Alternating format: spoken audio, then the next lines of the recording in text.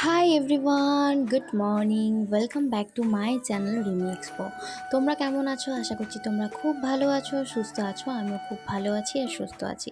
তো দেখতেই পাচ্ছ একদম সকাল সকাল, এখন বাজে প্রায় 7টা। তো আমাদের গাড়ি চলে এসেছে। আজকে আমরা ঘুরতে যাব জেড পয়েন্ট, তারপরে ঝাড়া ফলস, এই সবগুলোতে। তো এই গাড়িটা আমাদের দুদিনের জন্য আমরা বুক করে নিয়েছি, আজকে আর কালকের জন্য। ব্যাঙ্গালোর বলো বা চিকমাঙ্গালোর বলো, এই দুটো জায়গাতেই কিন্তু বেশ ঠান্ডা। তার জন্য দেখতে পাচ্ছ ওপরে একটা হালকা ফুলকা কিন্তু সোয়েটারও গলিয়ে নিয়েছি। কিন্তু যেখানে যাব সেখানে কিন্তু আরও বেশি ঠান্ডা। এবার তো শুধু পাহাড় আর পাহাড়। এই জায়গাটা কিন্তু সত্যি খুবই মন ছুঁয়ে গেছে। এত সুন্দর জায়গা আমি এর আগে সত্যি বলছি কখনো ঘুরিনি। আর আমাদের তিনজনকে কেমন লাগছে অবশ্যই কিন্তু কমেন্টে জানিও। তারপর এই যে এত গভীর জঙ্গল দেখতে দেখতে, এই জঙ্গলটা তো জাস্ট কিছুই না। এরপরে আমরা যেখানে যাব সেটা কিন্তু পুরো গভীর এবং ঘন কিন্তু জঙ্গল। দেখতেই পাচ্ছ পাহাড়ের মধ্যে, মানে পাহাড়ের রাস্তা অলরেডি কিন্তু আমরা ঢুকে পড়েছি।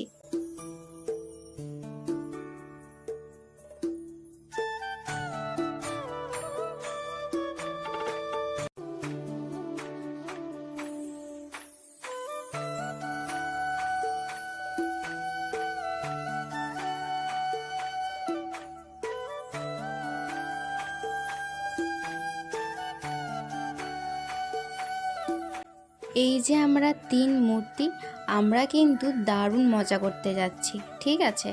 আর গোটা রাস্তাটা আমাদের কিন্তু প্রায় 1 ঘন্টা 30-40 মিনিটের মতন রাস্তাটা ছিল। যাওয়ার আর আসারটা তো আবার আলাদা 1 ঘন্টা ওরকমই লেগেছে। তো আমাদের সাথে যে ড্রাইভারটা ছিল সেই ড্রাইভারটা কিন্তু পুরো নিজের লোকের মতন।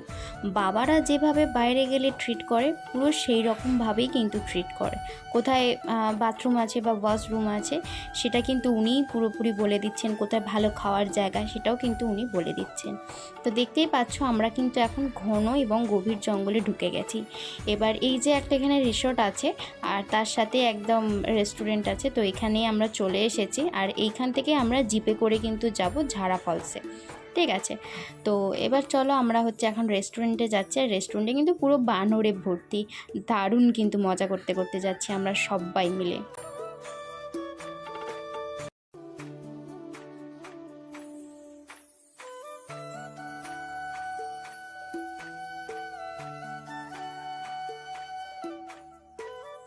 তো নিচের দিকটা আর কি রান্না বান্না হয়, আর ওপরে হচ্ছে গিয়ে মানে রেস্টুরেন্ট মতন করা আছে বসে খাওয়ার জন্য। আর দেখতে পাচ্ছ সিঁড়ির ধারে ধারে একদম ফুলের গাছ, এটা কিন্তু খুবই ভালো লাগে আমার। আর এখানে কিন্তু অনেক ধরনের ফুলও ফুটে আছে। আর রেস্টুরেন্টটা কিন্তু সত্যি বলতে খুবই সুন্দর। এত সুন্দর পাহাড়ের মধ্যে রেস্টুরেন্ট, এগুলোতে মানে অভিজ্ঞতাটাই আমার প্রথম যেহেতু, তো সেহেতু খুব ভালো লাগছে। তো আমরা গিয়ে কিন্তু দেখো দুটো লেমন রাইস অর্ডার দিয়ে দিয়েছি, তার সাথে দিয়ে গেছে দুটো কোকোনাট চাটনি। আর তারপরে আমরা কিছুক্ষণ পরে আর কি 3টে চা আবার অর্ডার করেছি, আর আরও একটা লেমন রাইস অর্ডার করেছি, কারণ লেমন রাইসটা অনেকটাই অল্প পরিমাণে দিয়েছিল আর খুব ভালো ছিল খেতে।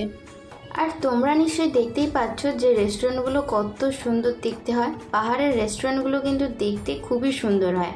আর চারিদিকটা পুরো কাঁচের, একদম কাঁচ দিয়ে একদম ঘেরা, দারুণ দেখতে।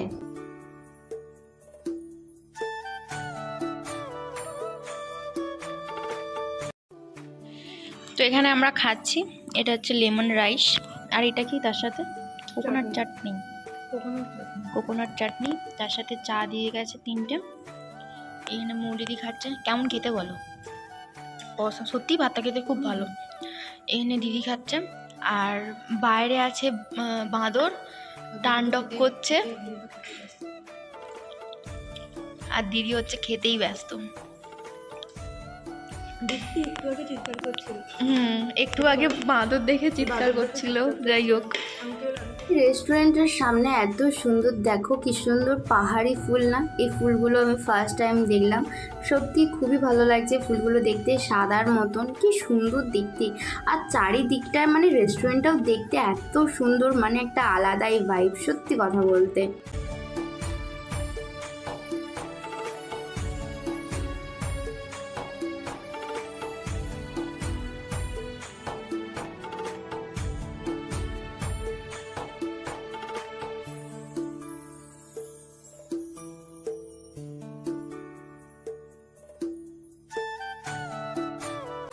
আচ্ছা, আমরা কিন্তু যেখানেই যাচ্ছি সেখানেই কিন্তু 100টা করে ফটো না তুললে আমরা কিন্তু সেখান থেকে নড়ছি না, কারণ এটা হচ্ছে এদের দুজনের পরামর্শ। যেখানেই যাচ্ছি সেখানেই কিন্তু আমরা অনেকগুলো করে ফটো তুলেছি।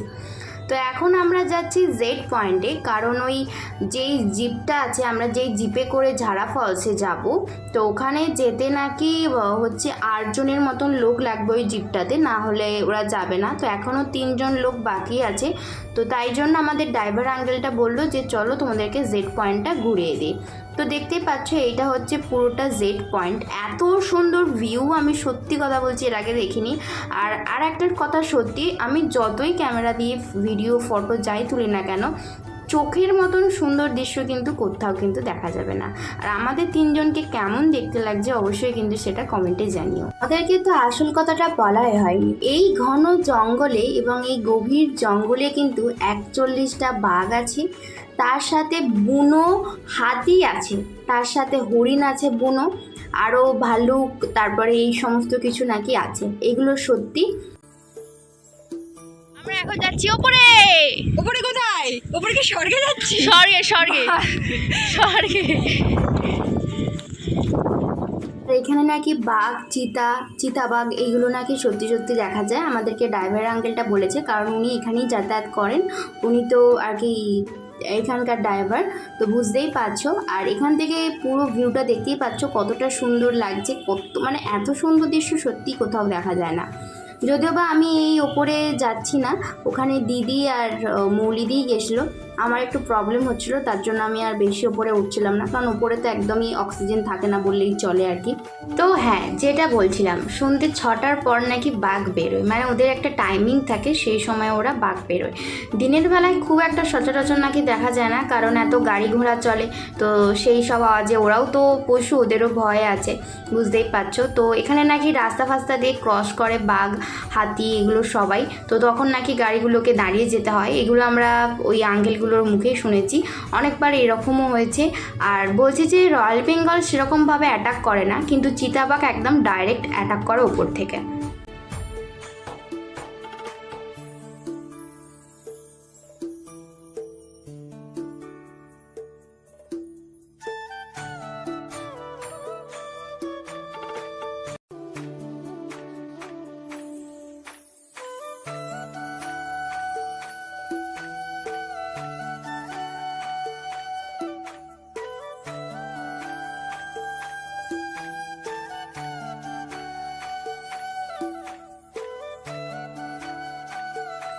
তো চলো, আজকের ভিডিওটা আমি এখানেই শেষ করছি।